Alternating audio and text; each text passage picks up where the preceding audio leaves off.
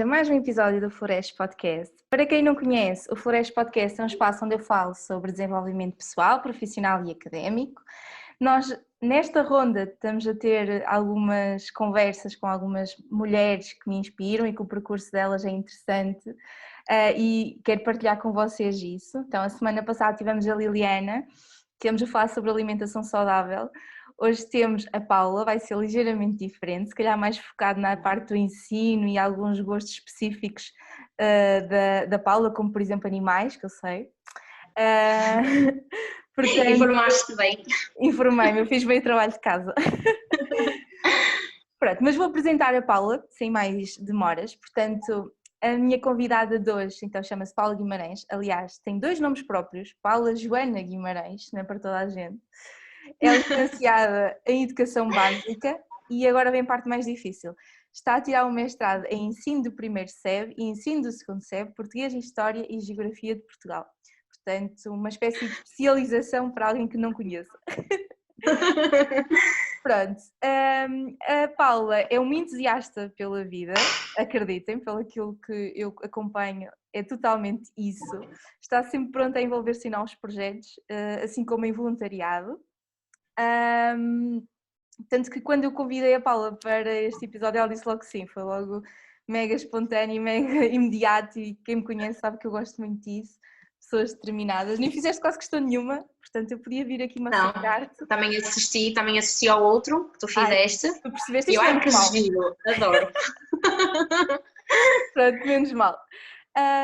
Pronto, para além disso, a Paula nasceu para a educação, portanto nota-se que ela tem um carinho muito especial pelos meninos e pelas meninas que acompanha no ateliê dos miúdos. Também é um projeto que nós vamos falar um bocadinho mais à frente. Pronto, e para não passar o tempo todo eu a falar sobre a Paula, vamos ouvir que é isso que vos trouxe aqui, não foi para falar, não foi para me ouvirem a mim. Portanto, olá Paula e obrigada por teres aceito o meu convite mais uma vez. Eu vou já começar por te fazer já uma pergunta, isto é logo assim. Vamos embora. Então olha, vamos começar mesmo pelo início. O que é que te levou a seguir educação na universidade? Quando é que começou este bichinho pela área da educação? Olha Patrícia, eu acho que a educação e a parte do ensino e ser professora começou desde sempre. Eu com 4, 5 anos, eu não dizia que queria ser professora, mas punha as minhas primas, as cobaias, as pobres cobaias, a fazer fichas. Eu achava aquilo interessantíssimo, então eu punha-as a fazer contas que eu própria não sabia fazer. Punha-as a fazer teatro também, que é uma coisa que atualmente também pratico, e tenho um ateliê de teatro para crianças. Punha-as a fazer o nome e achava aquilo divertidíssmo. Elas escreviam por ali fora e agora são excelentes ao nível da caligrafia. Davas-lhes notas? Não chegava a dar notas. E ainda agora continuo a achar isso uma injustiça, mas isso já falamos um pouco mais lá para a frente. Mas já na altura eu dizia que não era preciso notas, era preciso elas fazerem. Elas tinham que trabalhar e depois eu tinha que corrigir. E isso eu tinha, a fazer os sets, que era um entusiasmo autêntico estar lá a fazer uns sets, a dizer muito bem, trabalhas muito bem, pronto. Depois, ao nível que o tempo foi passando, eu percebi que não era assim muito apoiada para a educação, especialmente quando fui para o ensino secundário, em que tivemos que escolher o curso, e eu escolhi Ciências e Tecnologias, estás a ver, tem tudo a ver com a minha área agora, que é nem foste para Humanidades, nem nada. Não. Fui para Ciências e Tecnologias, portanto toda a gente tinha aquela ideia de ser médica e não sei o quê, pronto, e incutiam isso mais em mim. Mas na verdade eu nunca tive muito fascínio por isso. Achava a pediatria uma área fantástica, mas medicina, pronto, e tal. Acabei por não ter notas suficientes para entrar em medicina, obviamente, então tinha notas para ir para a veterinária. E eu disse, olha que boa ideia. Até que levei o meu cão ao veterinário, e o veterinário disse que o meu cão tinha que ser operado e eu desmaiei lá no meio. Eu pensei assim, se calhar veterinária não é assim tão bom para mim. E depois eu fiquei um ano também de pausa a pensar na minha vida. E foi que eu disse, olha que lindo, educação básica é isto. Tem que ser isto. Fiquei nervosa porque eu não sabia se ia entrar. Aquelas coisas de entrar na primeira opção e não sei o quê. Pronto. E entrei. E quando entrei foi desde o primeiro dia que eu disse, eu adoro isto. Eu quero fazer isto o resto da minha vida. Tanto os conteúdos, como as dinâmicas que eles nos apresentavam, algumas pessoas que eu conheci, eu disse, adoro isto. E até agora não tenho razão nenhuma de queixa. Acho que o meu perfil está super encaixado para aquilo que eu escolhi. Não me imagino a tirar outro curso, sabes? Se me dissessem assim, se voltasses atrás escolhias outra coisa, não, escolhi a educação. Okay. E digo a toda a gente, se tu gostas, se tu queres, vai para a educação. Imagina uma coisa, na altura, isto relacionado com a parte de seguir para a universidade na área de educação, não disseram, olha, não vais para isso, que agora os professores isto está complicado. Toda a gente. Toda a gente, pois. Toda a gente. Só tinha a minha mãe a dizer assim, vai filha, vai para isso, porque tu gostas, vais ver que tu gostas. Porque também tinha aquela ideia de, pronto, toda a gente diz que isto é mau, não é? Tu tens a ideia também de seguir a manada, não é? Mas eu desde criancinha também era ovelha negra, portanto eu pensei, não, vou como a minha mãe, então vou esquecer e vou mesmo para isto, porque vai correr bem. Seja... Mas tanto professores como família, nem pensar. Os meus professores do secundário, todos gostavam bastante de mim, mas todos diziam que não. Davam-me logo outras hipóteses. Mas olha, também tens isto aqui na Escola Superior de Educação. Esta faculdade que tu queres, mas olha, também tens isto. E eu, não, eu quero aquilo. Não era muito apoiada, não. Pois, ou seja, torna-se muito difícil, eu também senti isso, quando estamos para decidir, toda a gente tem uma opinião, toda a gente opina sobre aquilo que tu queres seguir e há pessoas que realmente fazem o correto, como a tua mãe te fez, não é? Quer dizer, olha, vai para aquilo que gostas, porque se tu fores boa naquilo que fazes, arranjas emprego, não é? E há outras pessoas que dizem, olha, isso não dá em nada, isso em Portugal não dá nada. Vais ter que aturar, a frase que eu mais gostei na altura foi, vais ter que aturar os filhos dos outros. Porque há muita gente que acha que nós também somos amas ou assim, percebes? Quando estás na licenciatura em Educação Básica, eles acham que tu és ama. Tive um amigo que me disse assim, pois é, tu estás a ter aquele curso que é para cuidar das criancinhas, não é? Pois. Ou seja, já existe uma ideia pré-concebida, certo? Sim. Eu ia que é então a educação? Diz-me. Certo. Eu ia te perguntar como é que então surgiu o Ateliê dos Miúdos no meio disto tudo? Foi na licenciatura, já foi no mestrado, como é que isto surgiu? Olha, o Ateliê dos Miúdos, se não estou enganada, que eu sou de história, mas sou péssima com datas, ok? É a realidade. Se eu não me engano, eu comecei o Ateliê dos Miúdos no meu segundo ano de licenciatura. Ok. Porque eu entrei numa fase em que eu sentia que, apesar de estar a gostar muito dos conteúdos programáticos, de estar a gostar da dinâmica, dos trabalhos, eu sentia falta de experiência, que eu acho que é isso que muita gente sente quando está a tirar um curso, não é? E a alguns é permitido que tu teres algum contacto com o teu futuro trabalho e outros não acontece tanto isso. Mas no meu eu sabia que tinha essa oportunidade. Então eu andei a pesquisar por centros de estudos que precisassem de alguém a part-time, andava a pesquisar por alguém que pedisse explicações, pronto, e acabei por encontrar no Facebook uma senhora que estava a pedir explicações para o filho dela, que na altura era do 5º ano, portanto estás a ver como é que ele está agora, que ele viu, que nunca mais vou esquecer dele. Que começou mesmo pequenino e agora já é maior que eu, e a irmã dele, entretanto, também já anda nas explicações, que é pequenina. Portanto, comecei com o Diogo e eu comecei a dar explicações no Diogo na Faculdade de Desporto, porque eu não tinha um sítio fixo para poder dar as explicações, lá está, eu era pequenina, ainda continuo a ser, mas aquilo no início, podes imaginar como é que as coisas funcionam. Então eu comecei pelo Diogo, depois criei um site, o Ateliê dos Miúdos. Vou-te dizer uma coisa, eu criei o Ateliê dos Miúdos para dar a entender, que é o meu objetivo principal, que sejam as crianças a fazerem o seu próprio percurso, porque é muito errado as crianças terem explicadores e professores e acompanhantes, tutores, o que tu quiseres chamar, que os levem, não é? Eles têm que ter alguém que os oriente a ir, mas têm que ser eles a fazer por isso. Ter autonomia. É aquilo que eu tenho e que digo aos pais nas explicações, que quando eles vêm se ele não quer vir, ele não vem, porque não vem para aqui para eu estar a obrigá-lo a fazer alguma coisa. Se ele não vê oportunidade nenhuma daquilo que está aqui a fazer, não vem para as explicações. E essa é a minha maior filosofia, é que as crianças percebam que estão a estudar para alguma coisa, não é? Pronto, então eu pensei nisso, no Ateliê dos Miúdos, que é tanto miúdos pequeninos como graúdos, porque também dou as explicações de português ao nível de secundário e preparação para exame. Portanto, começou assim daí, começou com este menino, o Diogo, que é a maior inspiração que pode haver, que se tornou agora um bom rapaz, que se esforçava bastante para estar ali, que sabia que tinha que estar ali a aprender. E pronto, e depois aí comecei a fazer publicidade, dava explicações e comecei a ter a ter mais meninos. E a trabalhar também em centros de estudo. Qual é que é o teu maior desafio neste projeto? Assim, é os meninos a quererem não aprender, ou seja, a rebeldia às vezes das crianças, ou às vezes pode ser, sei lá, talvez os pais, aquilo que vem de casa, não sei, se calhar assim uma pergunta um bocadinho mais arisca, mas qual é que é o teu não, eu gosto. projeto? Primeiro vou dizer-te uma coisa, eu adoro aqueles rebeldes, sabes? Vêm para aqui e dizem, setora, não me apetece fazer nada, não quero, porque eu vou estar a estudar? Porquê que eu quero lá saber disto? Como é que isto me interessa e não sei o quê? Depois começas a lavar aquela cabeça, porque ninguém lava, não é? E não é culpa também só dos professores, porque eles não têm a oportunidade de chegar a todos, e isso é uma realidade que as pessoas têm que ter noção, é que os professores, por mais que queiram, no ensino público e mesmo no ensino privado, não conseguem chegar a todos, eles são muitos. Imagina-te com 20, não é? 20 pessoas ali à tua frente todos os dias, tu não consegues em 1h30 ou 2 horas que tenhas por dia com eles, dependendo da disciplina e do ciclo, não é? Por assim dizer, tu não consegues chegar a cada um. Certo. Pronto.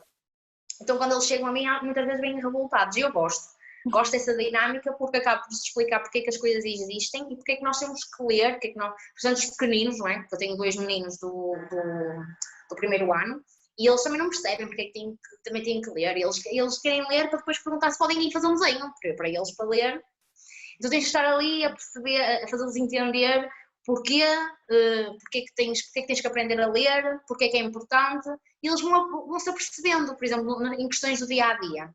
Outra vez eu tinha aqui um quadro na sala, que eu gosto na Bebel, que é onde faço parceria com a Raquel, que é uma pessoa 5 estrelas, também da área da educação. E eles perguntavam o que é que estava escrito ali no quadro. E eu disse, pois, está escrito ali no quadro, vais ter que ser tu a dizer quando aprenderes a ler. Okay. Aquilo ficou-lhe tanto na cabeça, que ele me via que aprendeu uma das letras que estava no quadro, ele disse, eu já sei que letra é que está ali. Portanto, já está a fazer sentido para ele porque é que tem que aprender a ler, porque é que é importante, porque eu quero descodificar as coisas, porque eu quero compreender o mundo ao meu redor. Claro. Portanto, é por isso que eu tenho que aprender. Portanto, este é um dos grandes desafios, é conseguir fazer com que as crianças e os jovens entendam porque é que existe o ensino, porque é que existe a educação e porque é que é importante. Portanto, eu começo por aí. Relativamente aos pais, felizmente chegam sempre pais capazes de entender esta minha mente. Não é fora da caixa, eu acho que penso um bocado como se não existisse caixa. Não é? Os pais às vezes olham para mim e ficam um bocadinho do género, esta professora deve ser um bocadinho louca, não é? Porque eles às vezes chegam aqui e eles estão lá em baixo a brincar porque foram recolher elementos da natureza para escrever uma história.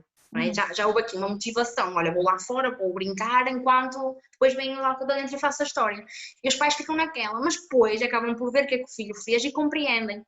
Pronto, isto também é uma forma das pessoas terem a coragem, que é uma coisa que também eu acho que me define um pouco, de arriscar, porque se tu não saís da tua zona de conforto, se fizeres aquilo que todos os professores todos fazem, professores de 60 e 70 anos, não é? Que nós vemos ainda no ativo, se fizeres a mesma coisa que eles, nunca vais marcar pela diferença. E se temos crianças, que é o que eu digo, do século XXI, Patrícia, que estão habituadíssimas à dinâmica dos tablets, do computador, os jogos, aquilo é tudo rápido a passar à frente da vida, não é? Imagina teres uma criança sentada 1 hora aqui a escrever, que está habituada a um ritmo completamente louco, não é? Nós obrigamos eles a sentar, obrigamos eles a escrever, estar ali, é preciso, mas será que é preciso 1 hora fazer isso? Será que estamos realmente a prepará-lo para o futuro? Será que é isto que o futuro vai querer deles? Estou a perceber. Pronto, é isso que eu tento um pouco trabalhar e explicar aos pais. Eles, no fundo, mesmo que custe um bocadinho, acabam por compreender o meu trabalho, mesmo que as crianças vão para casa dizer não, que eu não quero outra explicadora, eu não quero outra explicadora. E pronto, os pais já dizem, se calhar aquilo está realmente a funcionar. Claro. Então tem mais ou menos assim que eu trabalho. Ou seja, focas não sei se estou a falar muito ou não, mas eu avisei que eu falava muito.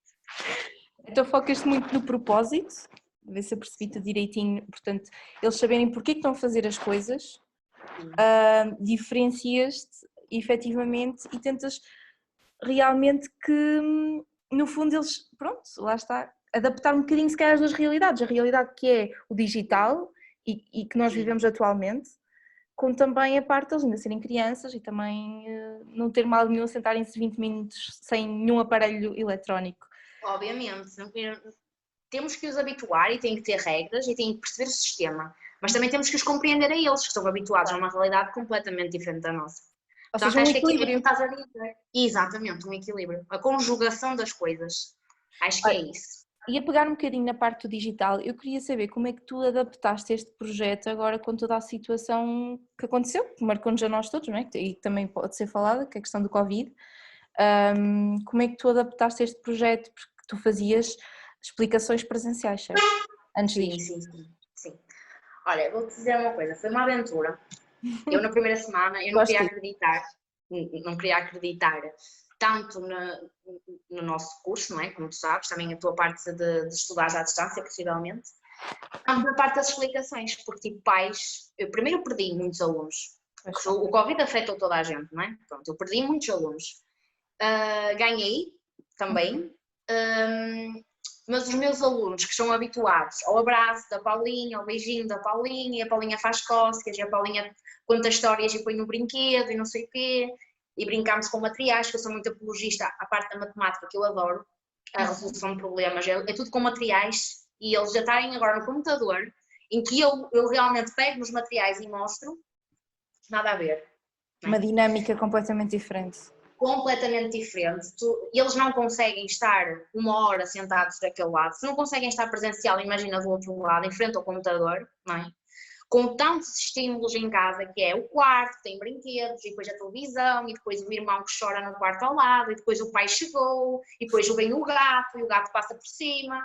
Pronto, é assim, foi muito difícil, mas acho que não foi uma coisa que impossível, sabes? Acho que foi uma realidade que se calhar até precisávamos, se calhar não neste contexto tão prejudicial, não é? Que vivemos momentos de medo e isso não é bom para ninguém, por assim dizer, neste aspecto da saúde, mas nestes níveis técnicos de termos o ensino à distância, acho que foi assim um abre-olhos, sabes? Em certas dinâmicas e também as pessoas sentiram uma necessidade de se os professores fazem mesmo falta, não é? Foi isso que aconteceu, que os pais vinham para o computador, quando eu estava, e eles eram assim, ai Paula, eu olho para os trabalhos de casa, eu não consigo fazer nada, olha, vai ter que estar mais um bocadinho, está bem? Nós não conseguimos fazer nada aqui em casa, ai meu Deus, eu não sei o quê.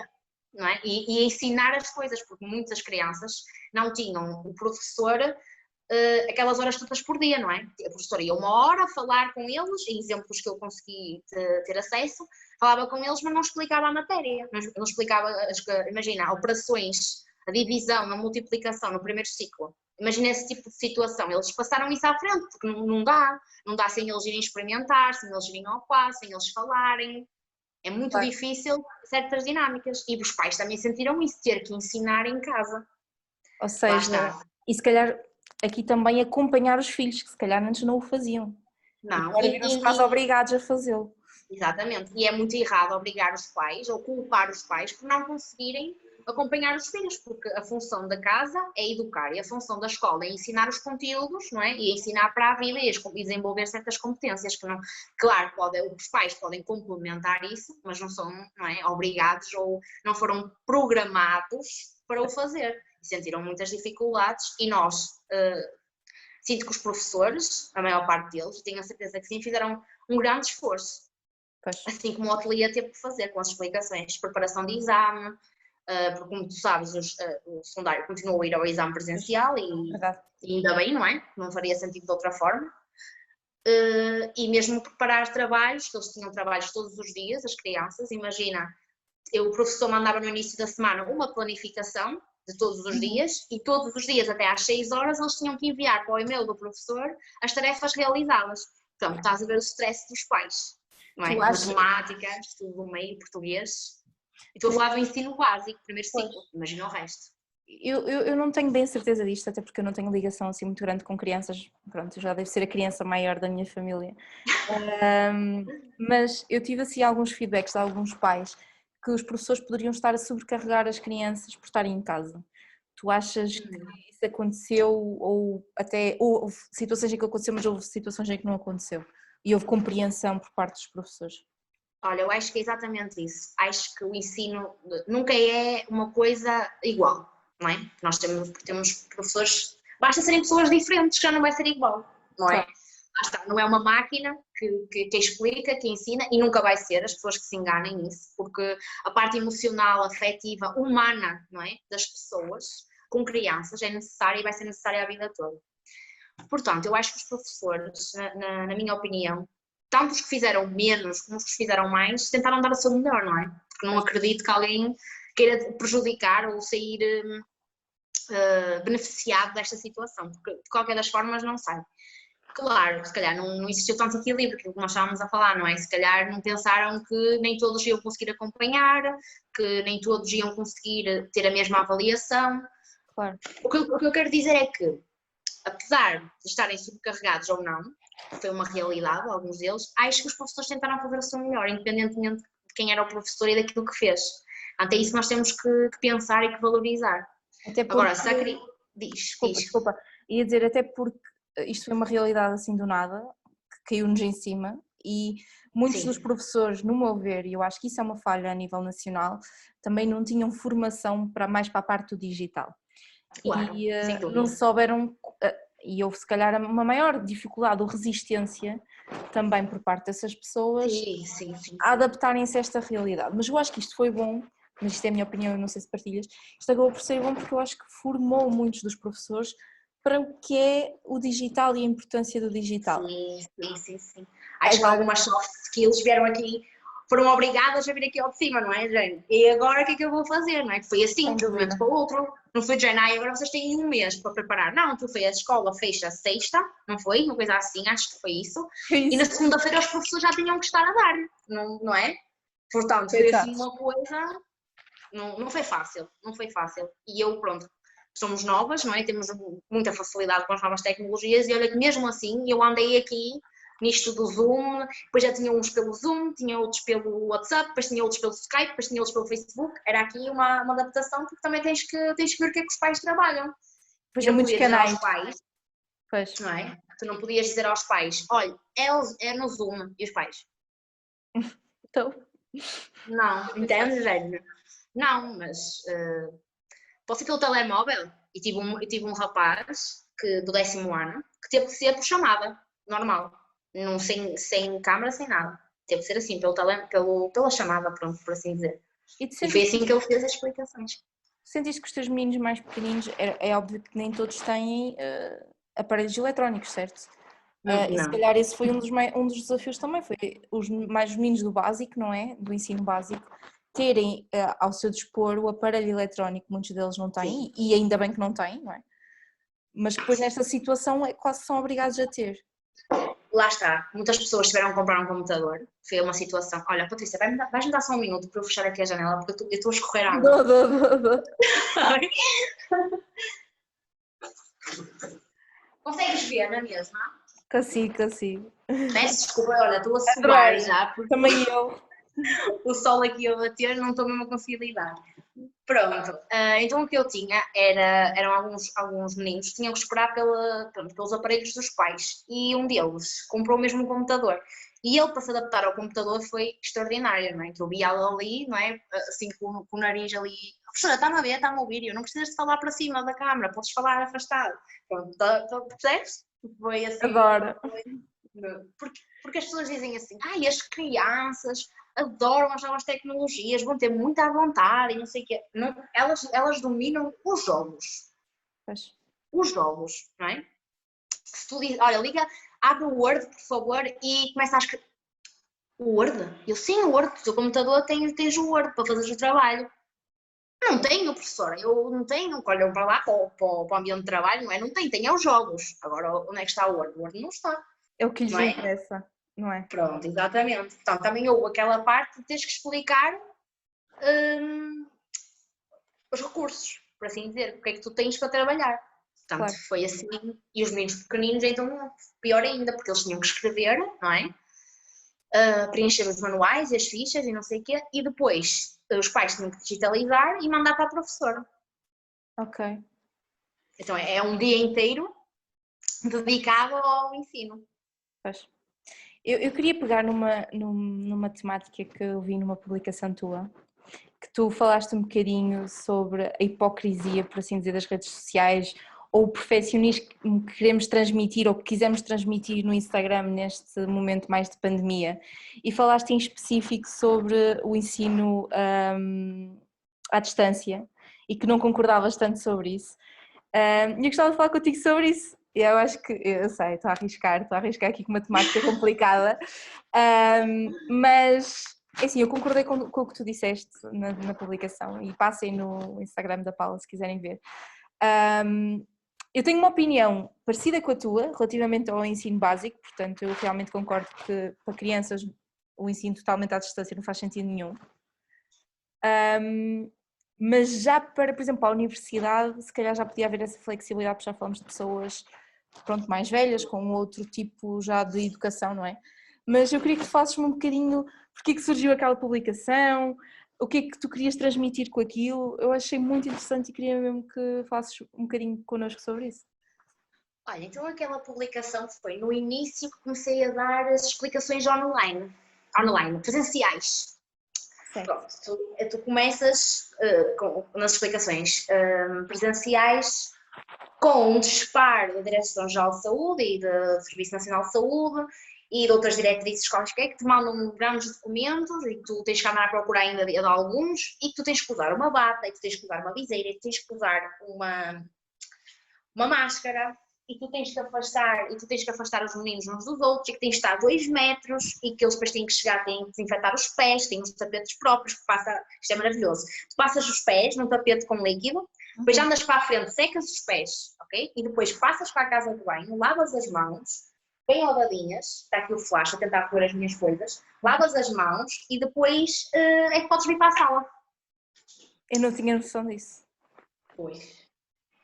É então, toda nesta dinâmica, não é? Porque tem que secar as mãos e porque não sei. E depois tens que estar com uma sala completamente aberta, ou seja, com as janelas todas abertas para o ar correr. Pronto. Nisto tudo, a criança que tem 1 hora já foram 15 minutos. E o mais doloroso disto tudo é que tu tens meninos do primeiro ano que estão a aprender a escrever. Não é? Que têm que aprender o movimento de pinça, provavelmente isto já nem te recordas, mas nós temos que ter o movimento de pinça e temos que saber fazer as letras redondinhas e não sei o quê, a caligrafia faz bem ao cérebro. As pessoas que nos estejam a ouvir, por favor, lembrem-se para as crianças a escrever, porque a caligrafia faz bem ao cérebro, está bem? Não é só computadores. E tu não podes tocar nas crianças para fazeres a letra. Okay. Depois tu tens aquela filosofia que é: temos que partilhar os materiais, vocês têm que partilhar os materiais com os vossos amigos. E de repente tu entras na sala e dás um berro: não pegas na borracha de não sei de quem. Entendes? E tu ficas. As crianças vão olhar para ti, dizendo: ok, isto agora está tudo muito diferente, não é? E depois chegam também para tu receberes: não podes dar um abraço, não é? Meu Deus me livre, não podes dar um beijo, não podes fazer nada. E então os valores que estás a cultivar estas crianças que têm agora 6, 7 anos, não é? Tu cultivaste até à data, em que ainda não fizeram aquele ciclo dos 7 anos, que diz que é aquele ciclo, pronto, 7 em 7 anos, porque nesta filosofia a vida vai mudando e nós vamos nos adaptando e vamos também criando solidez na nossa personalidade. Chegas ali e fazes um corte. Olha, tu não podes agora emprestar os materiais. Tu não podes dar beijinhos, não podes dar abraços, não te podes chegar ao amigo, não é? Vou perceber. Acabou. Eu quero que as pessoas me digam como é que eu explico isso a uma criança de 6 anos ou de 5, não é? Porque eles agora vão entrar para a escola, para o primeiro ano, não é? Em setembro, e alguns vão entrar com 5 anos. Como é que tu explicas a uma criança com 5 anos que tem que estar numa mesa sozinha, e não pode emprestar material, e não pode ir para o intervalo, não pode partilhar uma bolacha com o colega, não é? Não podem brincar, porque até o futebol é considerado uma atividade de risco, elevado risco, ou seja, não podes jogar futebol. Só podes fazer coisas que permitam a distância, não é? Porque a bola, não é? Partilhas a bola e eles encostam-se e não sei o quê, não é? Pronto. Não podes. Imagina como é que tu educas agora as crianças para uma situação destas. Que roubamos-lhe tudo. Eu não estou a dizer que nós não temos que fazer isso, não é? Estamos a zelar pela saúde deles. Mas é um bocadinho surreal dizer as coisas assim. Eles não podem e não podem. E tu ficas... Pois, não podem porque vocês estão aí, não sei onde, não têm o contacto com eles. Nós aqui como é que gerimos? Como é que explicamos? Não é? Eles vêm a correr e tu fazes: não podes dar um abraço, não voltes, como é que tu... Ou seja, andamos não sei quantos anos a ensinar ou a cultivar uma cultura de várias pessoas, altruísmo, etc, para agora quase eles podem considerar que têm que ser egoístas porque não podem partilhar, não podem... E depois, imagina quando... Exato, imagina que isto volta ao normal, não é? Porque nós não sabemos se vai voltar ou não. Bem? Mas imagina que existe esta situação maravilhosa e que voltou tudo ao normal, nós podemos abraçar-nos e não sei o quê. As crianças que tu educaste agora, que não podem, vais dizer agora podes, porquê que não emprestas o teu lápis? Empresta o teu lápis, faz favor. Não é? Pois. Não é? Esta realidade, pronto, é muito complicado. E mesmo máscaras, não é? Que agora já saiu uma diretriz que diz que as crianças até aos 10 anos não precisam, supostamente, não é? Está tudo a mudar sempre, todos os dias, que não precisam de usar máscara. E eu senti isso no primeiro, que eles vinham com máscara no início, para as explicações. E eu sentia que eles ou se focavam na respiração, entendes? Porque eles, mesmo que eles tenham óculos, ou se focavam na respiração, ou se focavam naquilo que eu estou a dizer. De outra forma, não funcionava. Ou seja, a produtividade que eu tinha nas explicações presenciais acabou por ser a mesma produtividade que eu tinha nem online. Porque eles estavam focados ali, que não respira. E depois de 10 minutos vais líquido nas mãos. Não é? Estás sempre com o líquido. É muito cansativo e não sei até que ponto, mesmo prejudicial ao desenvolvimento das crianças que nós estamos a educar agora. O que eu estava a pensar é que nós estamos muito preocupados, houve uma altura que estivemos muito preocupados em estudar e perceber a ansiedade das pessoas mais velhas e o que é que isso pode estar a prejudicar a nível psicológico, se calhar, pronto, nós, por causa da falta de trabalho, etc. E às vezes estarmos, olha que barulho, estarmos com medo do que vai acontecer no futuro e daí gerar ansiedade, mas eu acho que também deviam estar preocupados com a parte psicológica das crianças e com a cultura que estamos a cultivar nelas, que foi aquilo que disseste para o futuro, o que é que vai acontecer, ou seja, se calhar começarem a pensar num plano, e digo pensar se calhar mais na área da educação, começar a pensar num plano daqui para a frente, o que é que realmente é o melhor para as crianças. Sim, porque as pessoas acabaram por não conversar com elas do que está a acontecer, sabes? Porque elas entendem as coisas foram-lhes bem explicadas. Não estou a falar talvez de miúdos de 5 anos, mas meninos do 3º ano, que já têm 8, 9 anos, 4º ano, pronto. Essas idades, a partir daí, abrir uma aula, por assim dizer, uma sessão, e a professora começar por como é que se sentem. Não é? O que é que se passa? Não é? Como é que eu posso ajudar? O que é que eu posso fazer para vocês se sentirem melhor? Ou como é que nós vamos trabalhar agora? Nenhum dos meus alunos me disse, a professora começa as aulas assim. A professora começa, muitas delas começaram por, olha, vamos agora a letra M, pronto. Ok. E já falta se calhar uma parte humanista aqui. Exatamente, aquilo, não é? Preocuparem-se, então, o que é que se passa? Como é que nós estamos? O que é que se está a passar? Porque é que estamos fechados em casa? Não é? Naquela altura que era absolutamente proibido sair. Porque é que estamos fechados em casa? Se isto vai passar ou não? Que eles perguntavam muitas vezes. E quando é que eu volto para as explicações? Porque para eles isto nem era explicações, percebes? Isto era, pronto, uma coisa qualquer que nós estávamos a fazer no computador. Para eles as explicações é vir para aqui, é ir ali, buscar os brinquedos e vamos brincar, vamos estudar, vamos não é? Porque a Paulinha vamos agora trabalhar, porque em casa para eles, muitos deles nem faziam nada em casa, Patrícia, vinham para a explicação e eu acho isso. Pais 5 estrelas, que é, têm a explicadora, têm a escola, em casa não fazem nada. Isso é ótimo. Imagina aquelas pessoas que tiveram agora que se adaptar a esta realidade, que fazem tudo em casa. Não têm um espaço para separar as coisas. Exato, não há. E depois pessoas que têm bebés e tudo, muito complicado de gerir, tipo os filhos pequeninos, mais os bebés, mais, não é? Mais o trabalho em casa, o teletrabalho, por assim dizer. Pronto, foi uma altura muito complicada e acho que faltou um bocadinho isso, que era o que eu fazia todas as aulas, era todas as explicações, perguntar então, mas está tudo bem? Sentes-te bem? Percebes o que é que está a passar? Tanto que eu e a minha colega do teatro tivemos as aulas online de teatro, que foi a coisa mais engraçada de sempre, foi a única coisa produtiva que eu aprendi alguma coisa a fazer, foi nisso, nessas aulas, em que nós começávamos sempre assim, perguntar a elas como é que elas se sentiam, são 5 meninas, 6 na altura, como é que elas se sentiam, o que é que elas achavam de tudo isto, e elas podiam desabafar, falavam, divertiam-se também, depois arranjavam sempre alguma coisa para fazer durante a semana em casa, para no sábado mostrar às colegas que podiam fazer coisas em casa, engraçadas, não sei o quê. Pronto, eu acho que isso foi necessário. Agora, se todas as crianças fizeram isso ou tiveram uma oportunidade de fazer, não tiveram. Opa, eu até gostava de pegar agora para mudarmos um bocadinho de assunto na parte do teatro. O teatro. Eu percebi que para além de... Tu tens várias atividades e tens vários gostos, não é? Para além da educação, eu sei que também gostas muito de animais.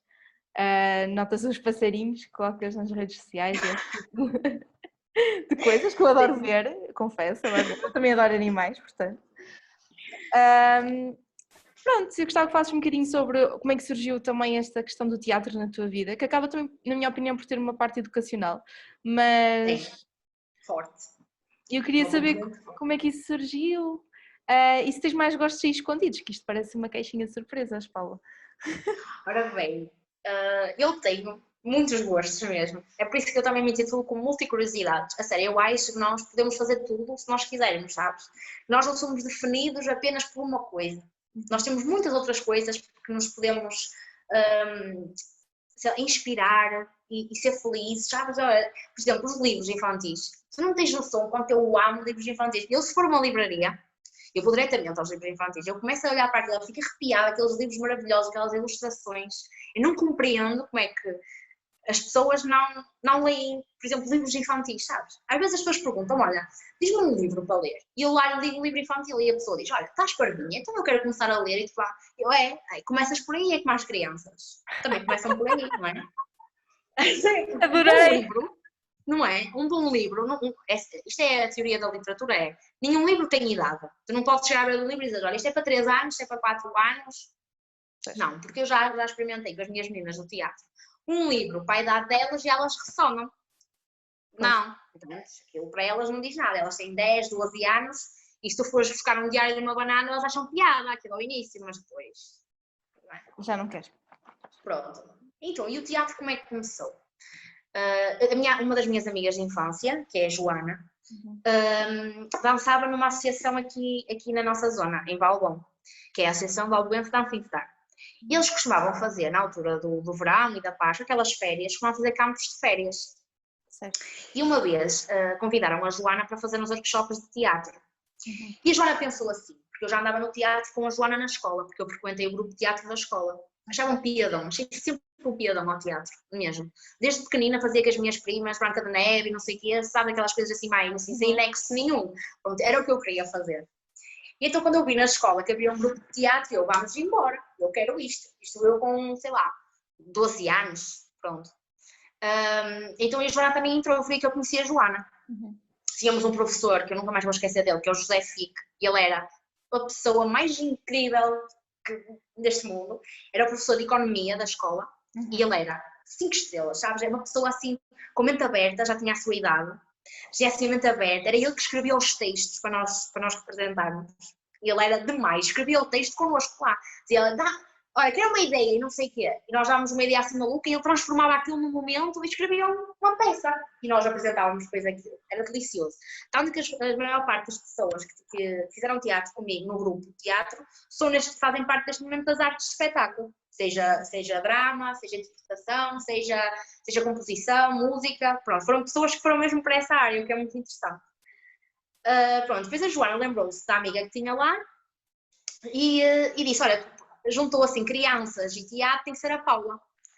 Então nós fomos as duas. Então nós vimos assim rodeadas de 30 ou 40 miúdos. E nós pensamos, ai meu Deus, o que é que nós vamos fazer?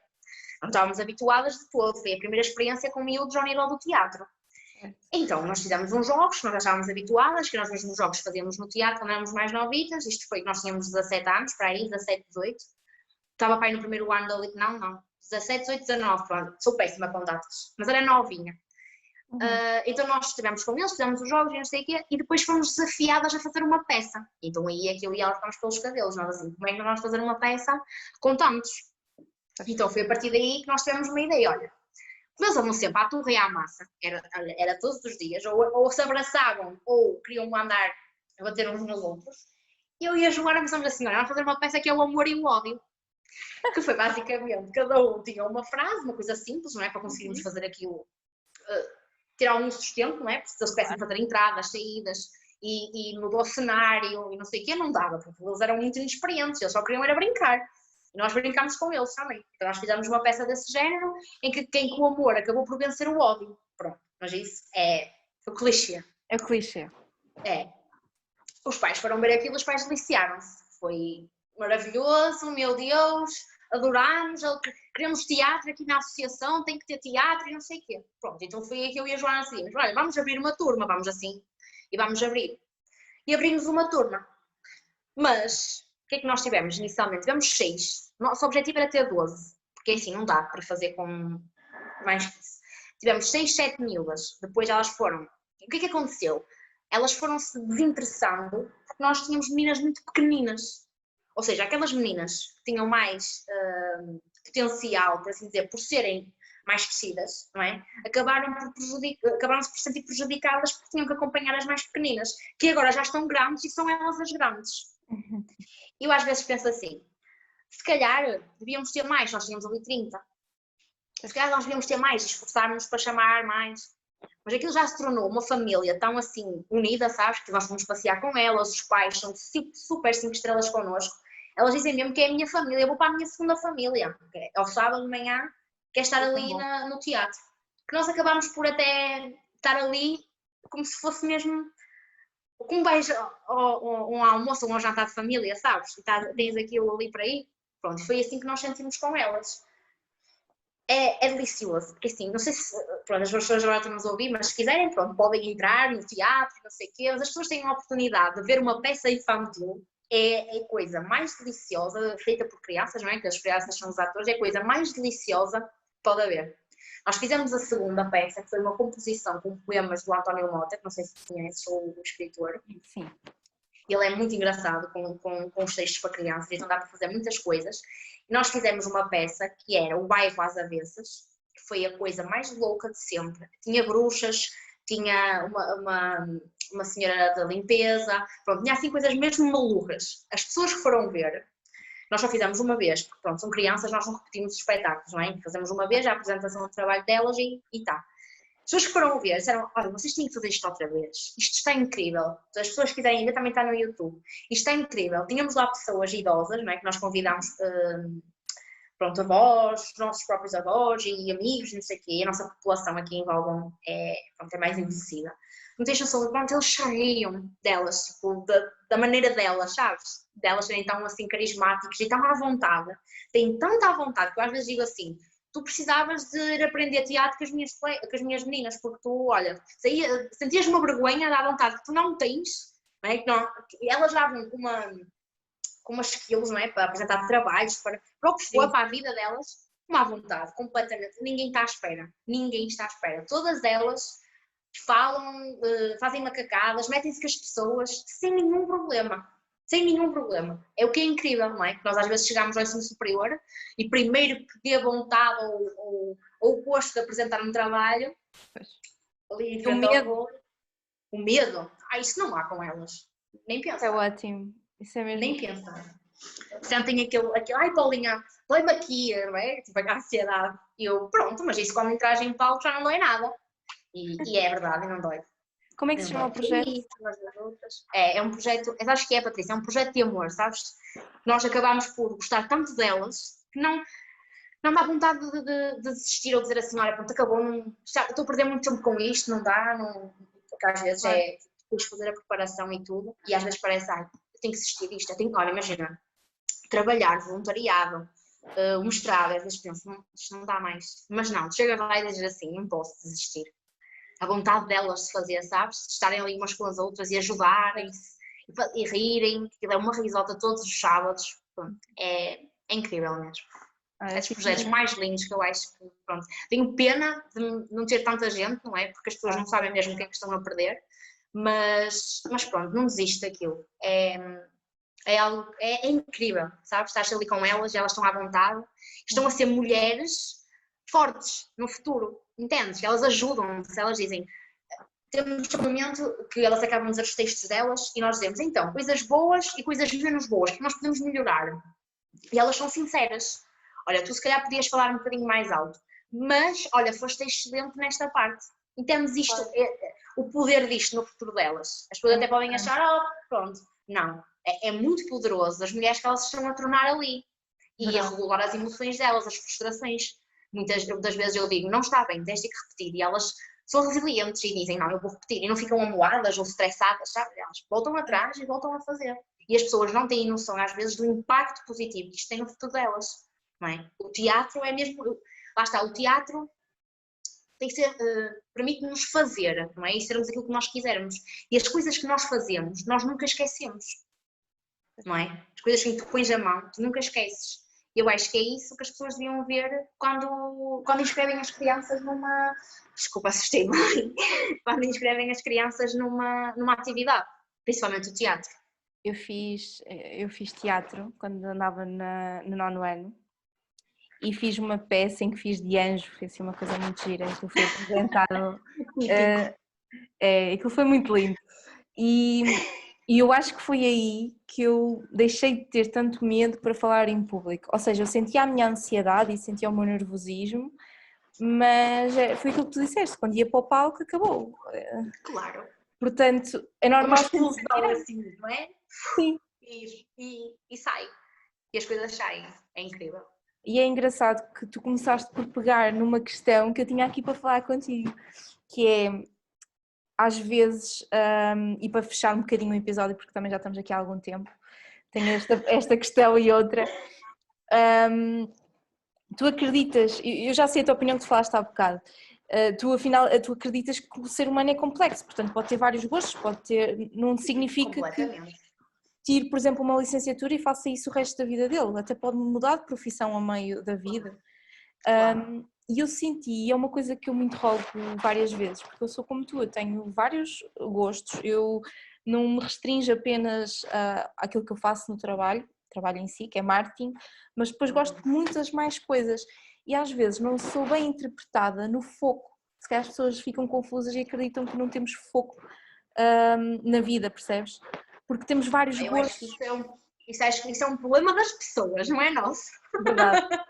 Não é? Elas é que têm que se orientar ali. Não é? Nós temos vários... o ser humano foi feito para gostar de muitas coisas e por fazer muitas coisas, não é? Uhum. Agora, as pessoas também têm que encontrar as coisas que gostam realmente de fazer, não é? E que dá vontade de se dedicar a fazer. Pronto, posso não ter muito jeito para isto, que até gosto, mas não tenho assim muito jeito. Portanto, se calhar não me dedico tanto a fazer, mas tenho outras milhares de coisas que eu gosto de fazer. E lá está, e não é uma profissão que define uma pessoa, porque tu não chegas a qualquer lado, olá, sou professora. Não, tu dizes, eu sou a Paula, eu sou a Patrícia. Claro. Depois, dentro da Paula ou da Patrícia, existem imensas outras coisas. Uhum. Nós podemos focar, não é? Eu sou isto e pronto. Não, eu sou muitas coisas. Além de sou um ser humano, então eu sou muitas coisas. É assim que eu penso. Eu acho que às vezes as pessoas têm medo de dizer tudo o que fazem. Ou, por exemplo, eu conheci um caso de uma pessoa que é médica e que acho que era rapel, era assim uma coisa assim meio maluca. E toda a gente fica ao género, fazes isso, não sei o quê. E eu fico a género, mas porquê que ela não havia de poder fazer? O que é que a profissão dela define que ela não possa fazer, lá está, atividades esportivas radicais? Exatamente. E eu às vezes penso nisso, e uma vez disseram, devias ter mais foco, não sei o quê, e eu disse, mas porquê? Vou estar a restringir um gosto meu, que eu tenho, só para me encaixar numa sociedade que acha que nós temos que ter uma linha reta na vida e que se tirarmos uma licenciatura em Direito temos que ser advogados ou juízes para o resto da vida. Ou só isso para o resto da vida, não é? Ou só isso. Não precisamos ser só alguma coisa, até porque nós não somos, não é? Não somos. Não somos mesmo. Portanto, acho que lá está, isso tem a ver também um pouco com a pessoa se analisar e entender o que é que está aqui a fazer, qual é o seu propósito, a sua missão, o que é que gosta. Também tem a ver muito com o autoconhecimento, não é? Das pessoas. Muita gente não tem esse autoconhecimento, não dedica tempo a olhar-se ao espelho e dizer eu sou isto, e muitas mais outras coisas que se calhar ainda não descobri. Não é? Tu incutes isso nos teus meninos? Sempre. O autoconhecimento? Sempre. Quando eles chegam à minha beira e dizem assim, eu não sei o que é que eu gosto. Pronto, então já vamos ter aqui 1 hora para perceber aquilo que é que tu gostas. Porque, não é? Para mim é difícil uma pessoa dizer-me eu não sei o que é que eu gosto. Não, tu sabes o que é que tu gostas. É a mesma coisa que chegarem ao ensino secundário e dizerem eu não gosto de ler. Então eu até se mal dizer assim, olha, não gostas, então ficas por aí. Porque assim, vais para a faculdade, vais ter que ler. Não tens hipótese. E depois o que é que lhes custa? É descobrir o que é que gostam de ler. E é isso também que a escola corta, que é não dá possibilidade, não abre. existem muitos tipos, não é? Muitos géneros, e é preciso dar a oportunidade e mostrar o que aqui há. Pronto, e é isso que eu vou cultivando ao longo do tempo, é também eles se conhecerem e saberem quem é que são e o que é que gostam. Uma aluna aconteceu assim, ela estava perdida, não sabia que curso é que havia de escolher para o ensino superior. Falou-me que gostava muito de trabalhar com crianças desfavorecidas, com pessoas desfavorecidas e relações entre os países e não sei o quê. Eu falei, não, tens as relações internacionais. Gosta muito de línguas e não sei o quê, não é? Faz todo sentido. Tens as relações internacionais e ela, esse curso existe. Como é que tu no 12º ano não sabes que esse curso existe? Foi a partir dali que eu, como explicadora, lhe disse que existia relações internacionais, que ela ganhou um gosto por estudar e por querer tirar uma boa nota no exame. Porquê? Porque ela encontrou a orientação. Mas por acaso, ela gosta de relações internacionais, mas deve gostar de outras coisas internas, que eu não tive a oportunidade de descobrir nela. Mas descobri aquilo, fiz aquela análise com ela, não é? Para ouvir falar, para ela me contar coisas. Portanto, também é preciso este tempo, este envolvimento, que é isso que também é o trabalho do professor. Claro. É orientar, e aquilo que eu digo muitas vezes, sou uma amiga para a vida e ajudo-te a descobrir os teus sonhos. Porque é isto que nós fazemos, não é? É ajudá-los a voar. Porque as asas eles já têm, agora só têm que saber por onde ir, não é? E como lá chegar. Olha, Paula, gostei muito. É assim, Eu falo muito, desculpa. Não falas muito, falas muito. O excelente, é ótimo. Se viéssemos para aqui não falar, é que era mau, não é? Enquanto isso eu já estou a transpirar, como podem imaginar, estou aqui toda eu também, não estás a perceber, estou vestida de colar, meu Deus, já estou a reta que já se deve perceber, não, ainda não abriu? Vá lá. Mas olha, foi muito bom, falámos de coisas muito importantes como o autoconhecimento, adorei teres falado sobre isso. O teu propósito com o projeto do Ateliê dos Miúdos, e a falar nisso, vão seguir o Instagram do Ateliê dos Miúdos e o Facebook também, não é? Tens Instagram e Facebook, certo? Sim. Pronto, que é um projeto realmente muito bom, eu adorei o que fizeste no Dia das Crianças, achei aquilo mesmo, assim, uma iniciativa ótima, porque realmente estávamos numa situação diferente e tu quiseste lá mesmo a trazer-lhes, mesmo eles estando em casa, trazer-lhes um miminho da explicadora, da Paulinha, não é? É, Paulinha.